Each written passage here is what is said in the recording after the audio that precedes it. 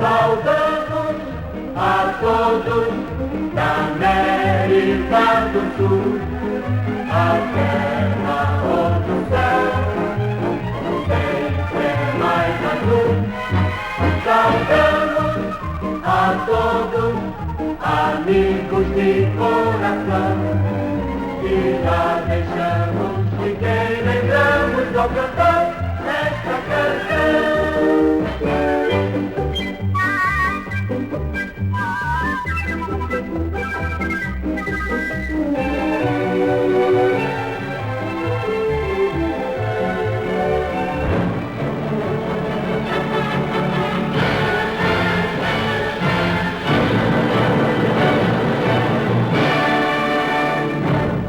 O hábito da leitura está morrendo.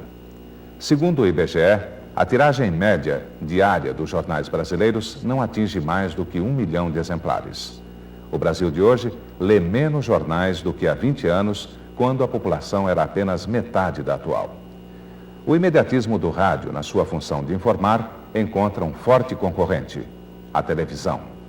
A trajetória do jornalismo na TV começou junto com a implantação do novo meio de comunicação de massa. As implicações do seu potencial como fator de formação de opinião pública são de fácil constatação. O telejornalismo em toda empresa de televisão, não só na Bandeirantes como em todas as outras, é uma área bastante difícil. Todos nós sabemos que as televisões são concessões do governo. Elas têm uma liberdade, têm uma autonomia até determinado ponto. E a televisão não é um veículo com uma vocação revolucionária, um veículo solidário com o sistema dominante. O papel da televisão, o compromisso da televisão, a televisão está umbilicalmente ligada ao Estado, ao sistema político dominante, ao modelo político vigente. Nos Estados Unidos, como na União Soviética, no Brasil, como no Paraguai, na França, como no Uruguai. A televisão está sempre solidária com o regime dominante. O jornalismo no início da televisão era mais aberto e livre, porque a televisão atingia um público restrito? Não é o problema de ser o público maior ou menor. É que era outra época, né? Era outra época. Havia menos cautelas, menos resguardos, menos autocensuras e censuras. Havia necessidade, inclusive, de quem se propusesse, por exemplo, uma carreira política, comparecer e se expor à arguição da reportagem. E a esse contato via imagem e som com a opinião pública. Mas era uma época, inegavelmente, mais franca, mais aberta.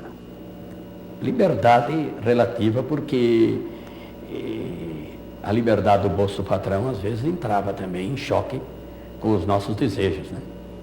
Com o nosso pensamento e com o nosso ímpeto profissional. Não, esta pergunta não. Do teatro ao jornal, tudo foi lançado no primeiro ano. A Imagem do Dia foi o primeiro jornal. Como é que eram essas imagens do dia? Os fatos do dia filmados e o locutor. Durante todo o dia e toda a madrugada de segunda-feira, o Palácio do Catete vive os momentos culminantes da crise político-militar que teve tão estarrecedor epílogo na manhã de ontem. A reportagem de Imagens do Dia, a postos focalizando os momentos históricos, dá plantão em frente à Polícia Central do Rio de Janeiro. Aqui, o prédio da estação de Pedro II, por onde transita 1 milhão de pessoas por dia e que permanece sob rigorosa vigilância, constituindo um dos pontos nevrálgicos da situação que rapidamente evolui. Também o Palácio da Guerra é um dos principais polos da crise político-militar que assoberba a nação inteira em momentos angustiantes. Frente ao panteão dos heróis, movem-se as tropas de guarda. O edifício onde funcionam as emissoras de rádio e televisão associadas do Rio de Janeiro vive grande movimentação, sempre sob a vigilância da polícia. E nas últimas horas registra-se até mesmo a presença dos censores que observam o trabalho da divulgação dos acontecimentos. Enquanto isso, as câmaras da reportagem de imagens do dia focalizam a evolução dos fatos em São Paulo. Toda a cidade esteve convulsionada com uma excepcional movimentação e com as passeatas promovidas por milhares e milhares de universitários que se congregam no Largo de São Francisco na véspera da tragédia.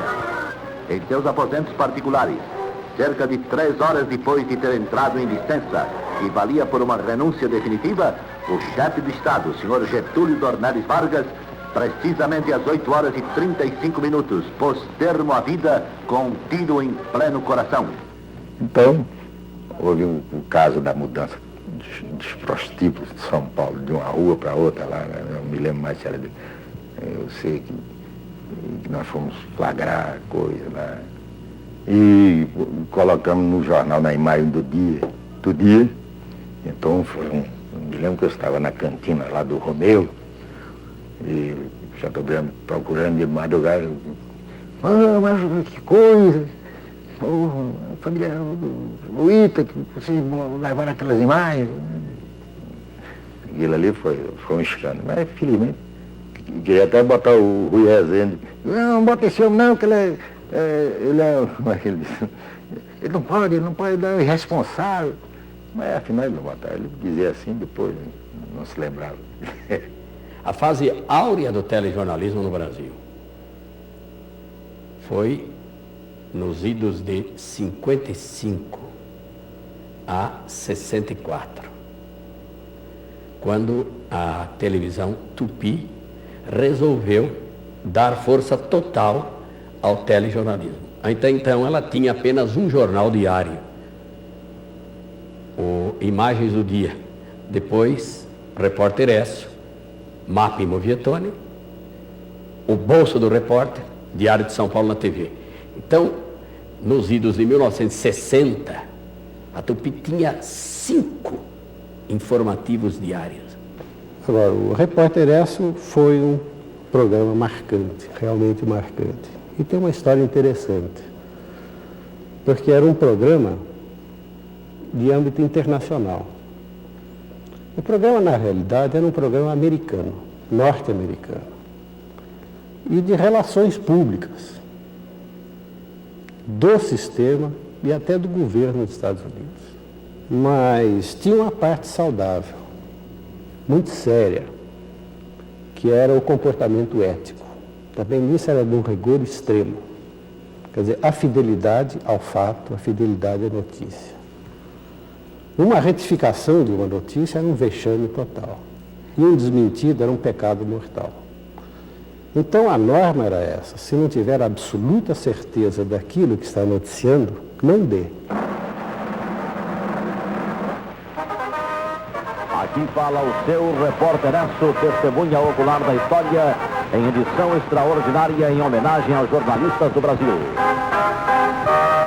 Você falou que o Repórter Écio era um jornal-chave, um jornal pesado. E o Mapa e Movietone era um jornal mais leve. Eu queria que você falasse do Mapa e Movietone agora. Qual a característica dele? Era um programa um programa um pouquinho mais, assuntos menos pesados, menos políticos, hoje a gente diria menos engajados do que o Repórter Écio. Programa que entrava já variedade, já entrava filmes mais leves, compreendeu? Era um programa, pela própria característica e pelo próprio desejo assim, do horário, do patrocínio, não tinha a força informativa, o peso informativo que tinha o Repórter Écio. Então o Repórter Écio foi sempre a base e o padrão de comportamento das equipes de jornalismo do Canal 4. E aos poucos, o horário jornalístico foi sendo estendido. Foram criados outros programas. No horário do meio-dia, criou-se a edição extra. Qual que era o esquema de trabalho dessa edição extra? A edição extra era um misto de noticiário do cotidiano e entrevistas dos assuntos do dia e serviço público, principalmente serviço público. Era uma redação de jornal aberta para o povo. E em meio àqueles contatos com as visitas que chegavam, entravam e saíam na redação, havia o locutor para ler as notícias. Notícias comentadas por Maurício Loureiro Gama, que foi o primeiro comentarista político da televisão também no Brasil e na América. Depois que Excelsior arrebanhou um grande material humano de várias emissoras, eram 4 ou 7, basicamente o 4, que é um celeiro de grandes atores e grandes profissionais, então houve um acordo de cavalheiros dos diretores. Edson Leite, Alberto Saad, Paulo Machado de Carvalho e Edmundo Monteiro. Bom, então agora vamos fazer um acordo, ninguém mais contrata ninguém, está tudo bem, tudo bem, tudo bem. Aí dentro desse acordo, o Edmundo Monteiro contratou um dos melhores amigos do Edson Leite, que é um grande profissional, meu companheiro também, o Mário Moraes. Rompeu o acordo. O Edson ficou louco, ficou alucinado, mas como dentro do acordo, não sei o que lá. Então o que fez o Edson? Falou, bom, agora eu vou roubar o Calil Filho, que é a maior estrela do Canal 4. Então o Calil Filho vai fazer o quê? Não, vai fazer um repórteresso no mesmo horário. Então põe no meio das novelas. Como o jornal não tinha índice de audiência, eu resolvi, num ato talvez de loucura, encaixotar o jornal entre 2 novelas. Bom, no Jornal de Vanguarda eu resolvi acabar com tudo isso e levar o jornalista até dentro do estúdio. Eu comecei a colocar o jornalista diante da câmera. Então comecei a pegar a gente nos jornais, o Milton Carlos, por exemplo, um jornalista de política, especialista em política internacional, o Sérgio Porto, que fazia comentários que hoje seriam fariam um grande sucesso na televisão, o Milo Fernandes, e uma série de jornalistas, quer dizer, foi uma equipe muito grande do Jornal de Vanguarda. Era uma equipe, sempre Vilas Boas Correia, o Tarcísio Holanda, todos eles começaram a fazer televisão no jornal. O Cid Moreira, que faz hoje mas o Cid Moreira aí era utilizado apenas como locutor para fazer as passagens do Jornal de Vanguarda, mas não como uma função básica do Jornal de Vanguarda. As notícias eram dadas pelos jornalistas. Agora, o Jornal de Vanguarda inovou nisso, claro. Ele fustigou mais a opinião pública, mas também de um modo que, no meu entender, foi se tornando rotineiro. Um jornalista que fez um curso de televisão, de telejornalismo nos Estados Unidos, na Califórnia, ele assistiu uma aula do Marshall McLuhan, que exatamente ele tem um cassete do Jornal de Vanguarda e exibe dessa aula o Jornal de Vanguarda como um exemplo exatamente disso, de criatividade em telejornalismo. Isso aí é muito bom, mas é a única cópia que eu acho que existe hoje no mundo do Jornal de Vanguarda, porque todos os videotapes que nós fizemos eram apagados, a televisão era tão pobre que não podia se dar o luxo de guardar os videotapes. Eu procurei pôr na Bandeirantes mais esse espírito de aprofundar mais a matéria, né, que o Jornal Nacional não tinha. Eu também tive chance na Bandeirantes, pelo tipo de estação de emissora que de fazer uma coisa mais popular do que era aqui, né? Também eu podia lá, pelo tipo de emissora que pela tradição jornalística que ela tem, e é respeitável. Aí eu não falo só da tradição da TV, mas que vem da Rádio Bandeirantes, então é uma tradição de décadas, né, dentro daquela empresa. Então era também possível tratar de problemas mais controversos, né, e trazer a controvérsia mais para a TV.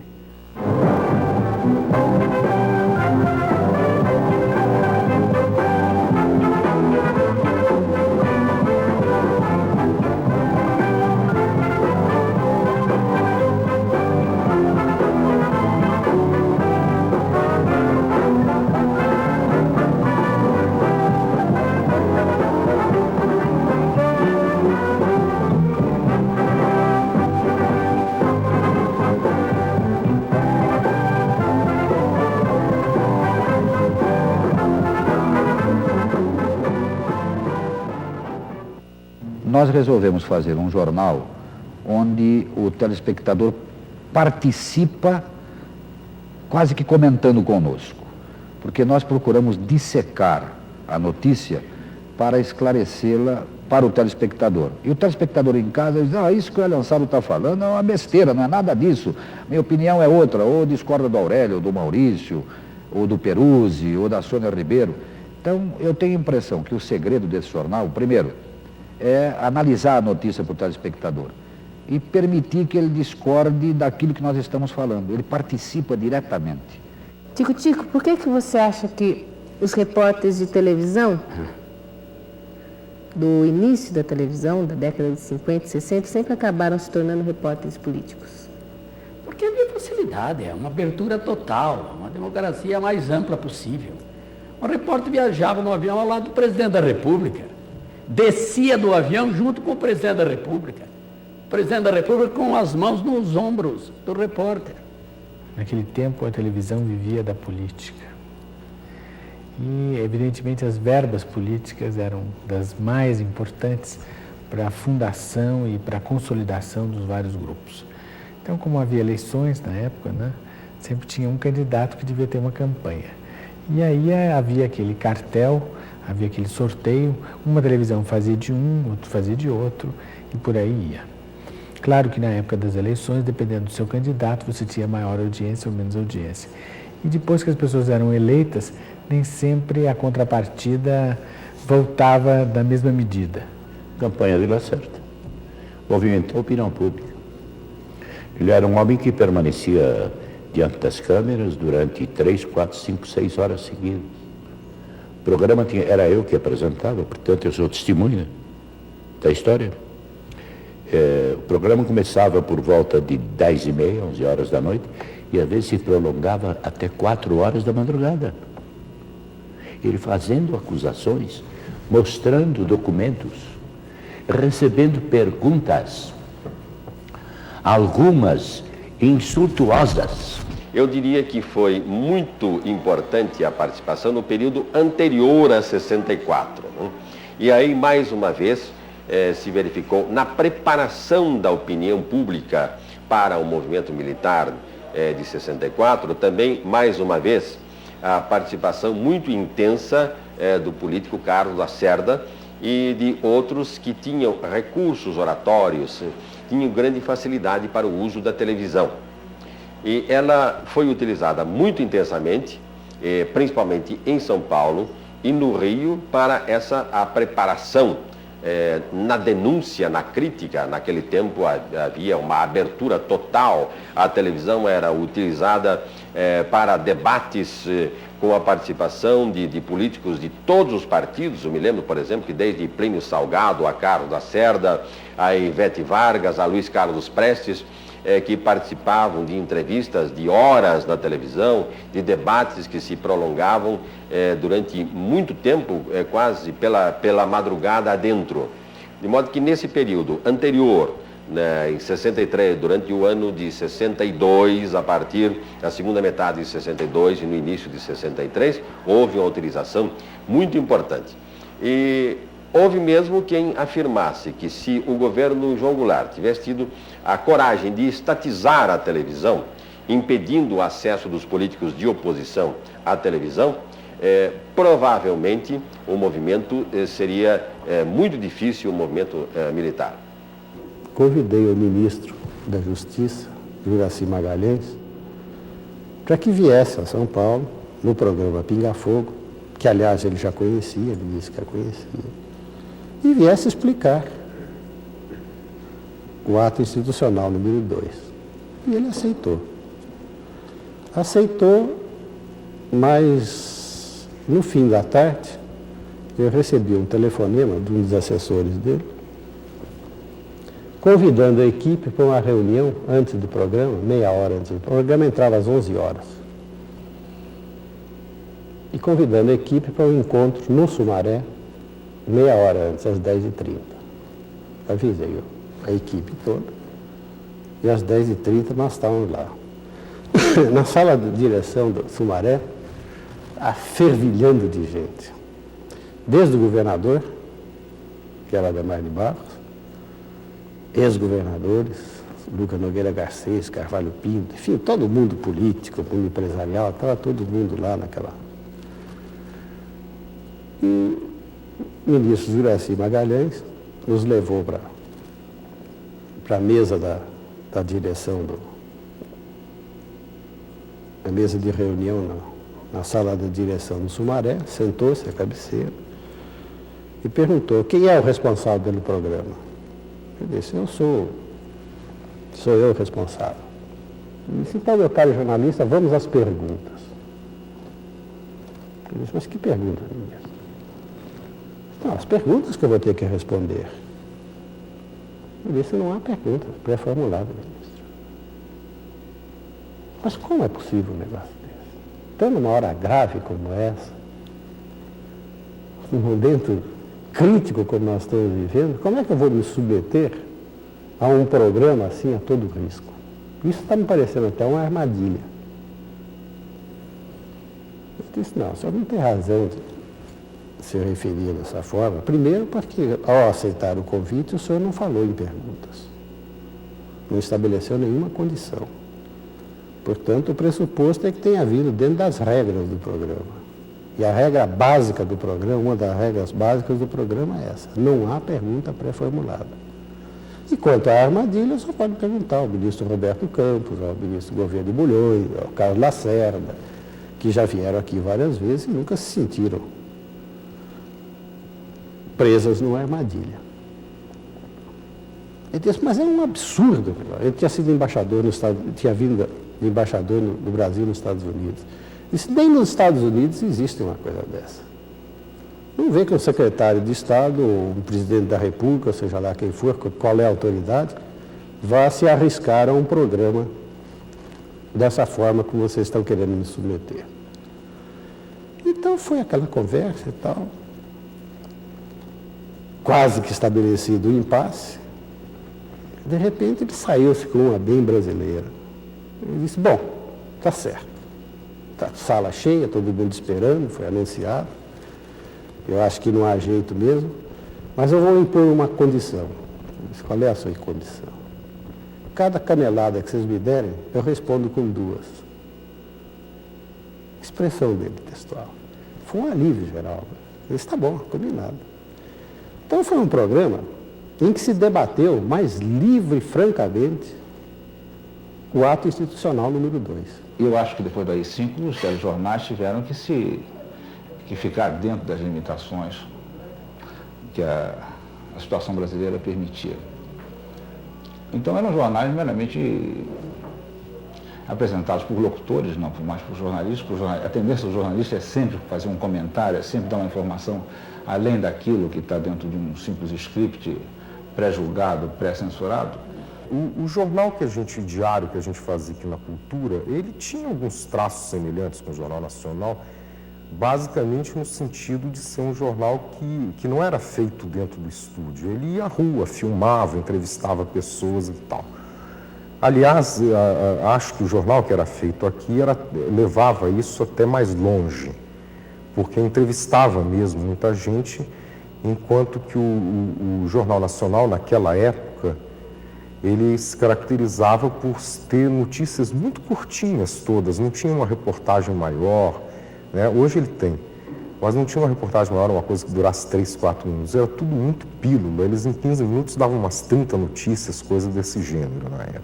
E o Hora da Notícia era um projeto muito sério, quer dizer, praticamente o Vlado e o Fernando discutiam muito e tal, e a proposta deles, na verdade, é uma proposta de um jornalismo sério, quer dizer, que passasse por cima do press release, né, que era exatamente uma forma de manipulação da comunicação, passar por cima dos falsos fatos, em vez de criticar o sistema de informação, que ficava todo ligado à interpretação dos fatos, não ia atrás dos fatos, né? E romper vários princípios assim que estavam deturpando todo o trabalho jornalístico mesmo. Então. Critica-se muito o telejornalismo da Globo de se preocupar muito mais com a forma do que com o conteúdo. Como é que o senhor encara isso?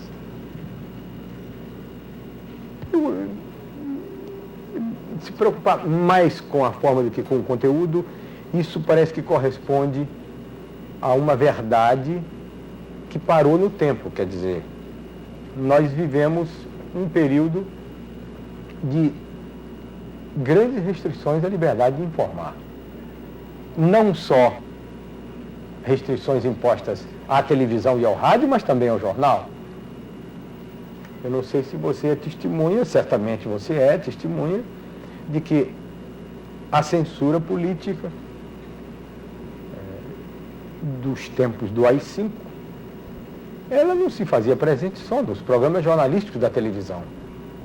Havia jornais que botavam na primeira página receita de bolo porque não podia botar informação política. Então havia realmente uma situação de fato, uma situação revolucionária em que o poder do Estado intervinha no conteúdo da informação telejornalística e da informação jornalística também. Agora, eu diria que o nosso telejornalismo diário está muito morno. Está muito morno, está muito, eu diria, apesar dos apresentadores não colocarem casaca, ele está muito encasacado, muito encartolado, apesar de não haver nem casaca nem cartola. São rapazes muito bonitos, moças muito bonitas, mas não há aquele dinamismo que poderia haver. Eu acho que poderia haver mais calor.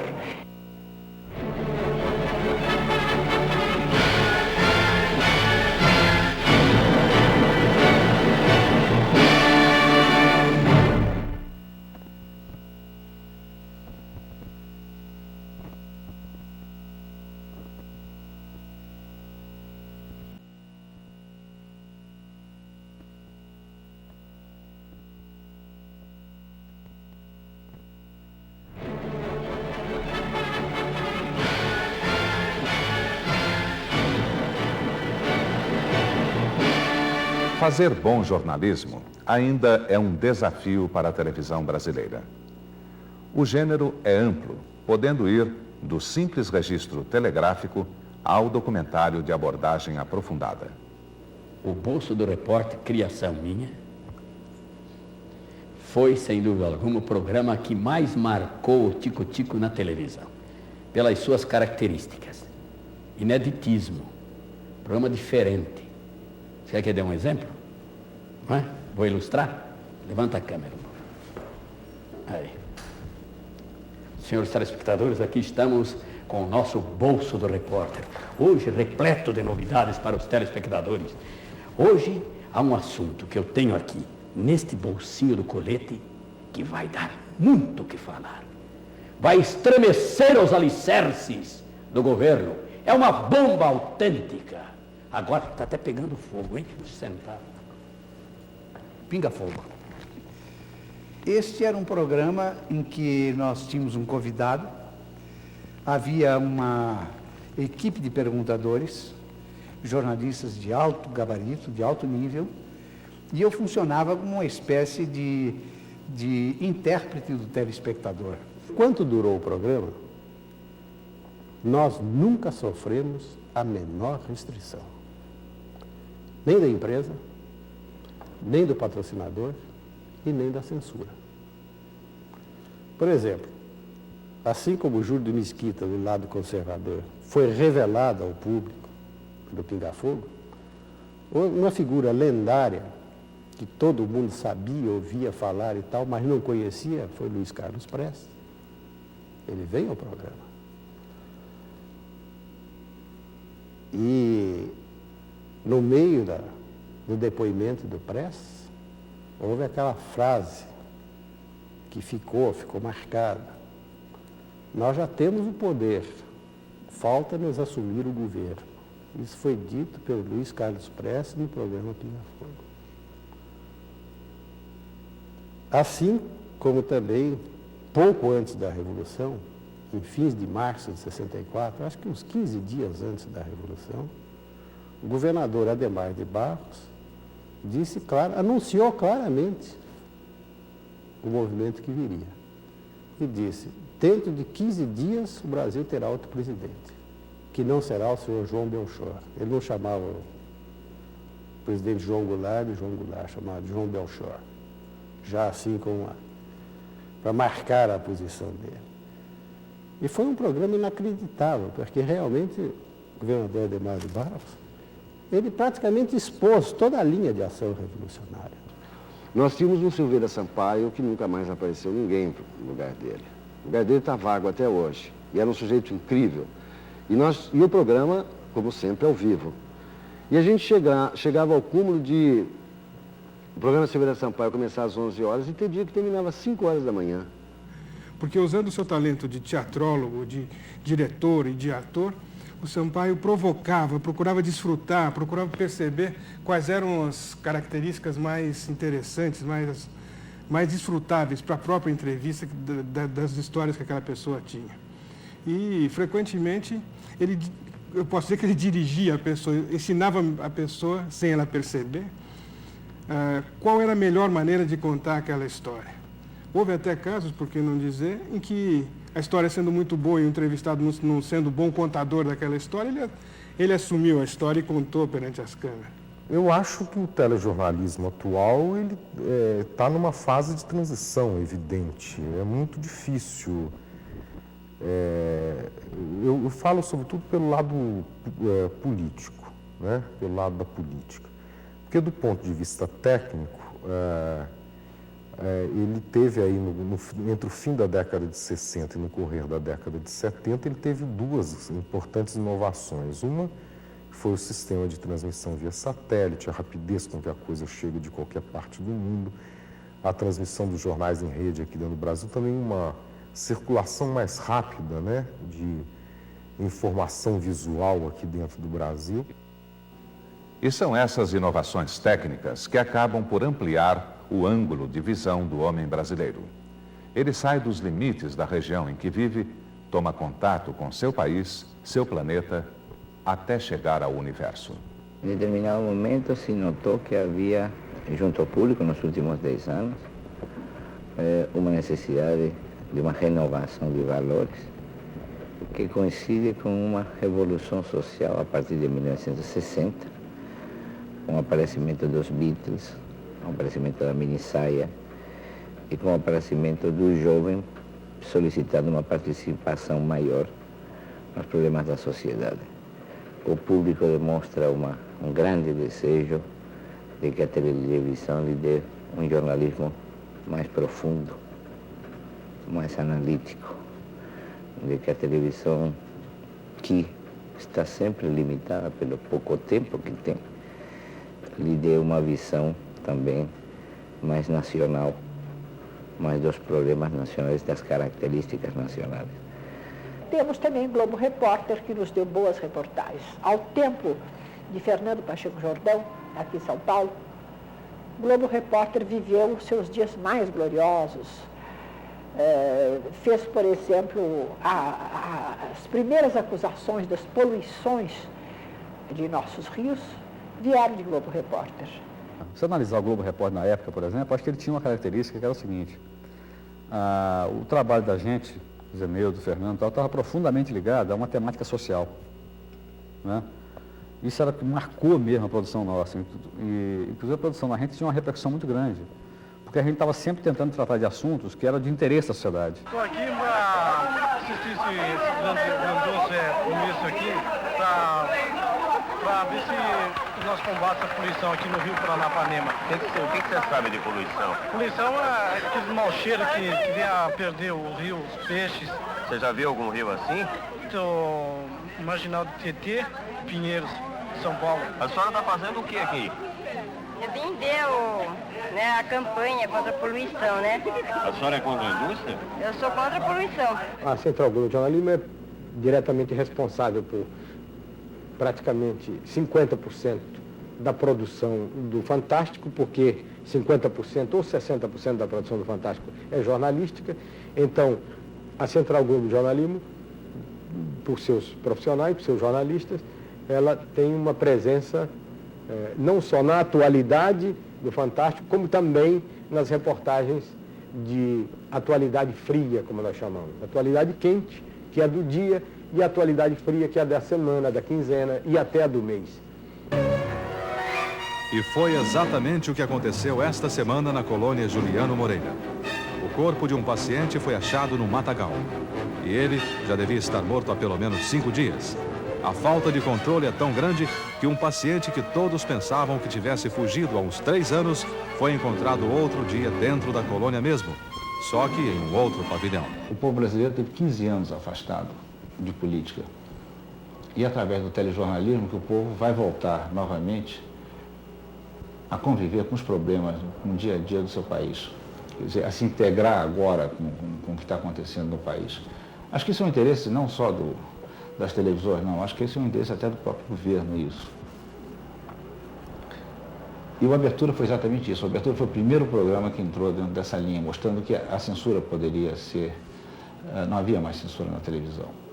Quer dizer, eu acreditei e apostei nisso. Mas a luta continua, e a luta não encerra, e é bom que a nação brasileira e a nação sabe disso, a luta não se encerra nem com a conquista da anistia ampla, geral e restrita, porque é uma luta muito mais séria, é a luta por uma transformação social, é a luta por uma criação de uma sociedade mais justa. No Canal Livre, que é uma grande entrevista, porque eu acho que agora chegou a hora de mergulhar com mais profundidade nos assuntos. Quer dizer, a fase de abertura já foi cumprida. Agora nós estamos na fase de mostrar, vamos dizer, ao povo, com mais profundidade, os grandes problemas nacionais. Tivemos muitos e muitos programas parecidos com o Canal Livre, e depois a censura não tornou mais possível esses programas abertos, esses programas que podem até ser cruéis, esses programas que empolgam. Eu me lembro de um programa que eu tinha vindo de uma viagem à China, um programa feito na Record, em que eu fiquei sentada, rodeada de inquisidores, parecia que eu estava assim na Santa Inquisição, rodeada de inquisidores que queriam saber coisas da China e tudo isso antes de 64. E aquela vozeirão do Sargentelli também sobrepondo-se, me perguntando coisas assim, para me deixar um pouco atordoada. Então, essa fórmula do Canal Livre não é uma fórmula nova, mas é uma fórmula que ficou de bom telejornalismo e que ficou fechada devido à censura. Tá como homem. Eu não estou aqui. Lhe respeito como homem. Mas não venha aqui fazer pataquada. Pelo menos enquanto eu estiver aqui, não. Eu ouvir aquilo que eu quiser ouvir. O que eu não quiser ouvir, eu não ouço. Então não vai ouvir, porque vou lhe fazer mais perguntas. Eu fujo para Vou lhe fazer mais perguntas. Foge com o cigarro. Gostaria de começar a nossa conversa indagando de Luiz Carlos Prestes. Quais são os seus planos para os próximos 80 anos? O senhor pretende tomar o poder no Brasil? Hoje, o fundamental para o Brasil é, sem dúvida alguma, para o povo brasileiro, é conquistar as liberdades democráticas. Esse é o primeiro passo para poder-se avançar, aprofundando e ampliando a democracia para a revolução na etapa atual. O resultado de uma série de reuniões realizadas no Rio de Janeiro, não é? Onde figurou aquele que foi vice-governador do estado do Rio, Rafael de Almeida Magalhães. Mas, ministro, está na hora de senador hoje? Bom, eu acho que pode não se constrange, porque eu sou ministro da hora terceira no Pará. Da hora terceira, está bem.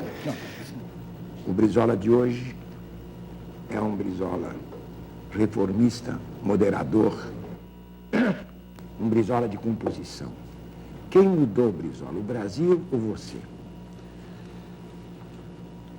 Olha, Samuel, eu responderia a sua pergunta dizendo o seguinte: todos nós mudamos. Mudaram os tempos, mudou o Brasil, mudou o mundo, mudamos nós.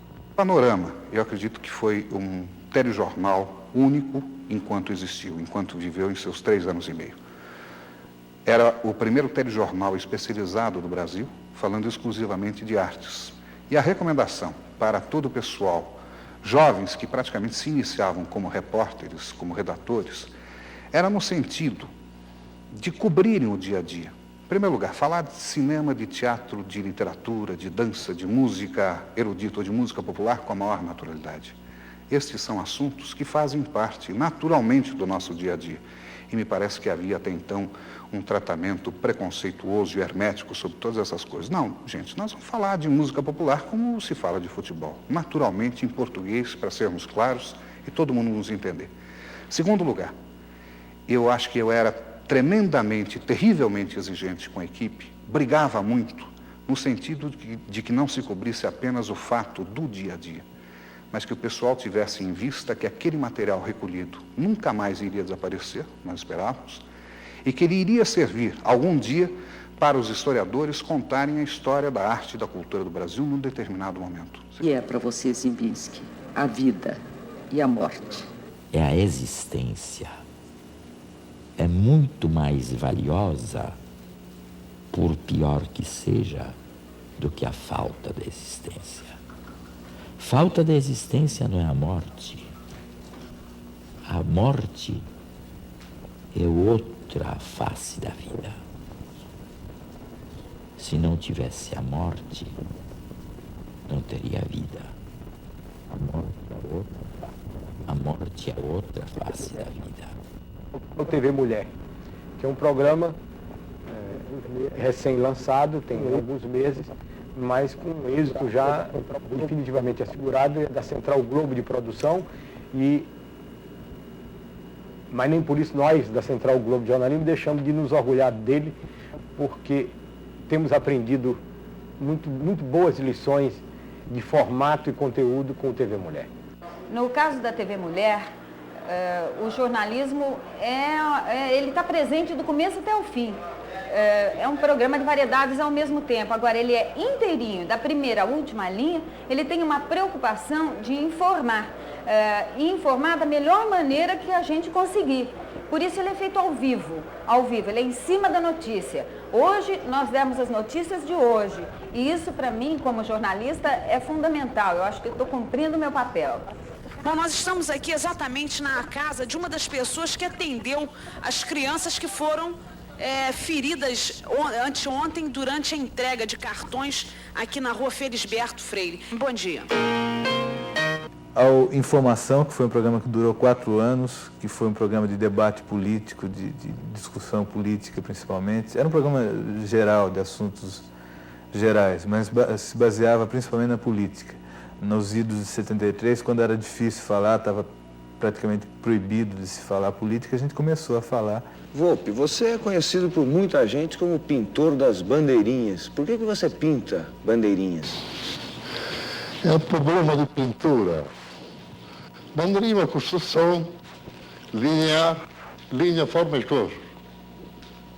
Você quer dizer com isso que o que te interessa? Não é que eu pensei na bandeirinha, é um problema de pintura. Aliás, o Canal 2 tem a Vox Populi, que é muito boa nesse sentido, teve programas excelentes. E acredito que muitos dos programas da Vox Populi poderão depois tornar-se em memória da televisão brasileira. Essa memória que hoje vocês vão encontrar com tanta dificuldade, não é? O Vox teve um impacto muito grande.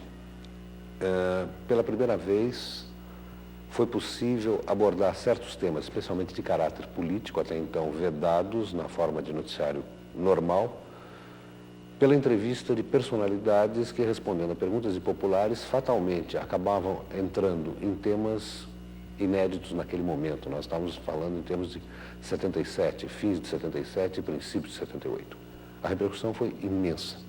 Eu diria que talvez eu não conheça nenhum caso de outro programa jornalístico que tenha conseguido primeira página de Estado de São Paulo, Folha de São Paulo, Jornal do Brasil e o Globo por 2 vezes consecutivas em menos de um mês. O Vox seguramente marca o princípio da abertura do telejornalismo brasileiro. Isso me parece extremamente claro. Basta a gente analisar a nossa lista de convidados daquela época e os assuntos por ele tratados. É bom sempre lembrar que o primeiro programa da série foi realizado com o coronel Erasmo Dias, então secretário de Segurança de São Paulo, após acontecimentos na PUC que marcaram fartamente o noticiário da época. Os estudantes de São Paulo e boa parte da população, se não a imensa maioria, gostaria de participar na vida pública e vem se manifestando a favor de uma anistia, a favor de liberdades democráticas.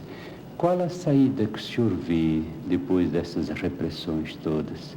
O senhor teria uma saída de participação e de paz que não fosse a repressão? Meu cardeal, nós achamos de que o diálogo poderá ser estabelecido desde que nós nos sentemos em torno de uma mesa, dispostos a renunciar a alguma coisa, a eliminar vaidades, a eliminar egoísmo, a eliminar más intenções e realmente procurar resolver alguma coisa. Mas eu disse a Vossa Eminência Reverendíssima, quando alguém empunhar uma bandeira de anistia irrestrita e ampla a todos os presos políticos e perseguidos, é sinal de que não se deseja diálogo.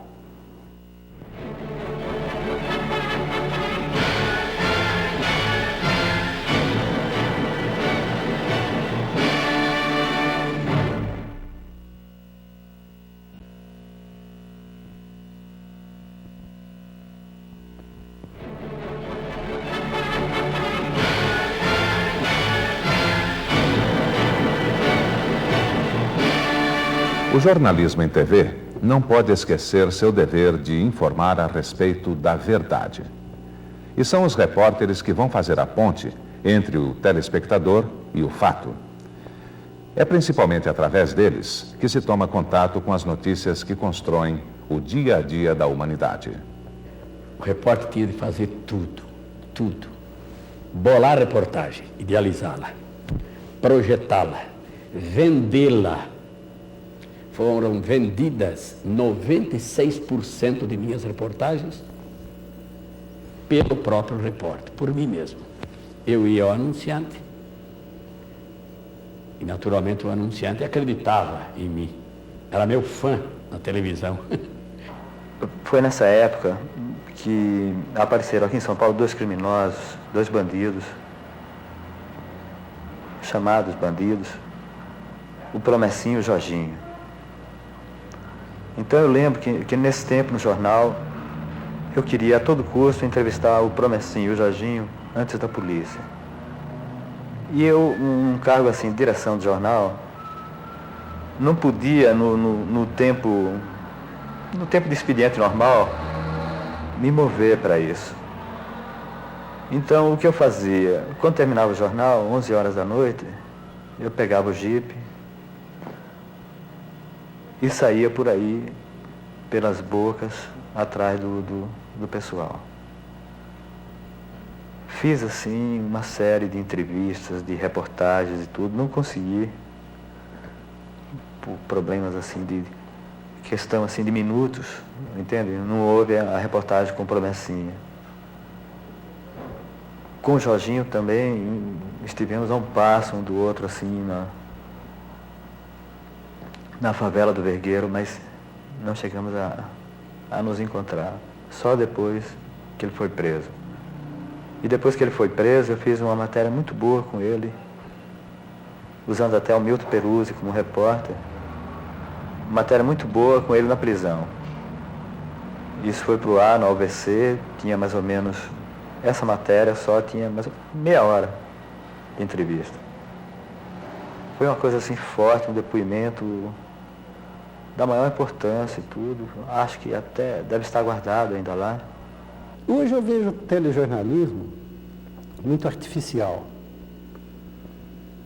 muito plastificado. A própria locução impostada, a presença do repórter é mínima. Eu acho até, uma certa forma, degradante, uma degradação profissional, o repórter não participar. Ele é um homem que carrega o microfone. Agora, reperguntar, ele faz a pergunta, vem a resposta e pronto. Isso, para mim, não é função de repórter. Toda a história política e social do país fez surgir um novo tipo de repórter. E, tristemente, era um repórter que não era dotado do poder de comunicação. Principalmente, ele encontrava grandes dificuldades para dizer com simplicidade: nós estamos em tal local, assistindo a tais acontecimentos, com a presença de tais e tais pessoas, e as coisas acontecem desta maneira por tais razões. A ideia básica do jornalismo, quem, quando, onde, como, porquê, raramente era expressa de maneira natural. O repórter tinha que decorar um texto para conseguir falar com naturalidade para o público. A partir de um determinado momento, em função disso, e em função das limitações da formação dos próprios jornalistas, a figura do repórter foi gradativamente perdendo a sua importância e eficiência. Para o trabalho do repórter em si, né, o trabalho que eu mais observo, é que antigamente, quer dizer, nesses anos passados, esse meu antigamente tem, como eu já disse, a minha idade, vamos dizer assim, o repórter tinha muito mais liberdade, ele não saía na rua tão preso a um texto, tão preso a uma pauta. O repórter realmente ele era dono da estação quando ele estava transmitindo alguma coisa. Tanto que agora, na vinda de Sua Santidade o Papa ao Brasil, eu fui contratado com exclusividade aí para a Globo Excelsior, para fazer a cobertura do Papa, porque não havia nenhum repórter narrador de acontecimentos. Porque todos os repórteres atuais, com raras e honrosas exceções, estão acostumados a pequenas reportagens, 2, 3 minutos. Então, realmente, não estão acostumados a descrever, a desenrolar o acontecimento. Até mesmo a própria Rede Globo, quando fez a cobertura de Sua Santidade o Papa, foi obrigada a contratar gente especializada, textos preparados anteriormente, colocou um locutor narrando os acontecimentos. Não era nada de improviso, não era nada vivendo o momento. O jornalismo faz bem ao prestígio da emissora, tal, mas no fundo ele dá trabalho. Na hora de você organizar uma programação que tem intuitos comerciais, que precisa de dar ibope, então há uma desconfiança com o jornalismo extremamente grande. Então eu acho estranho quando dizem que a saída é o jornalismo. Agora, por outro lado, eu compreendo não só em termos mais imediatos, porque pelo mesmo motivo que uma boa programação jornalística dá prestígio, não sei dizer que o futuro está no jornalismo, beneficia o talento e a inteligência dele. Mas acho que há um problema mais sério por trás. É que a TV, ela requer no próprio processo dela uma renovação absolutamente constante. Ela precisa da novidade a todo momento, para manter inclusive o público ligado a ela. E o jornalismo é uma fonte quase natural de novidade, né? E sempre novidades meio surpreendentes. Ainda, no meu entender, não descobrimos esse vasto campo do jornalismo porque não atentamos que cada região, cada país tem um tipo de estágio histórico, um tipo de processo histórico, um tipo de necessidade, tem deficiências características e tudo isso envolve o campo do jornalismo que ele teria que atender e, no meu entender, não atende. O jornalismo é muito caro. É extremamente caro fazer jornalismo. Esse negócio de soltar repórter, essa equipe de reportagem, que é um repórter, iluminador, cameraman. Hoje em dia, com esses meios eletrônicos, tem mais 2 pessoas, ainda vai o carro, o motorista. São equipes muito complicadas, né? E depois é um negócio que pega, entra, se esvai, morre muito rápido. O jornalismo é muito fugaz na televisão, né? O futuro da televisão é o jornalismo. O mundo é um mundo tão verdadeiro, às vezes tão cruelmente verdadeiro, que nós não podemos nos alienar dessa realidade para enfrentarmos essas propostas de desafio que a cada momento são jogadas na nossa frente. Então, eu acho que a televisão tem que estar comprometida com a realidade, ela tem que participar dessa realidade, porque já que ela frequenta com a perenidade que ela frequenta as casas dos espectadores, ela tem que estar ligando o espectador na realidade do mundo, não abstraindo o sujeito de tantas coisas que estão acontecendo. Eu não acho que o que se apregou hoje da tendência para o jornalismo que seja uma coisa extremamente consciente, mas isso parte da dificuldade de se criar e atender diariamente a faixa de diversão. E nisso está um erro, no meu entender, que vai manter sempre o jornalismo dentro desse ritual internacional massificado e ele nunca vai se descobrir. A rapidez com que a televisão pode pegar um fato e transformá-lo em informação, pôr no ar, é quase tão grande quanto a rapidez do rádio, que é praticamente absoluta, instantânea. A televisão, a distância da TV está muito pequena hoje. Mas talvez, inclusive, por um monte de fatores assim que colocaram o telejornalismo nos últimos anos dentro de uma grande timidez, ainda não se arrisca, né, a pegar e soltar repórter na rua para cobrir muita coisa por aí e transmitir com mais vida, mais diretamente as coisas como estão acontecendo no ar. No dia a dia, eu sempre achei que a forma pela qual a televisão iria de encontro a esse anseio, essa obrigação de serviço público, seria através da fertilização e do desenvolvimento da área jornalística. Eu acho que a notícia, a informação, ela em si só é educativa, ela em si só estabelece padrões de cultura. O homem tem que ser informado. O ser do nosso tempo é um ser comunicativo, ele vive em função de comunicação. Cada dia que passa a televisão vai se tornando a fonte exclusiva de informação e notícia, eu diria melhor, dentro do panorama atual, somente de notícia. E, na verdade, em todo o processo histórico, não só do Brasil, como da humanidade, nós amanhã seremos um espelho do que for a televisão, que se torna, digo outra vez, repito e enfatizo isso que eu acho muito importante, quase que é a fonte exclusiva de informação. E nós deveríamos estar atentos a isso. Quaisquer que sejam as transformações e interferências sofridas na área do jornalismo em TV, é preciso que não seja esquecida sua função básica, que é a de ser testemunha da história. Não no sentido de ver passivamente, mas de contar a história também no momento presente, com todas as forças sociais que fazem essa história.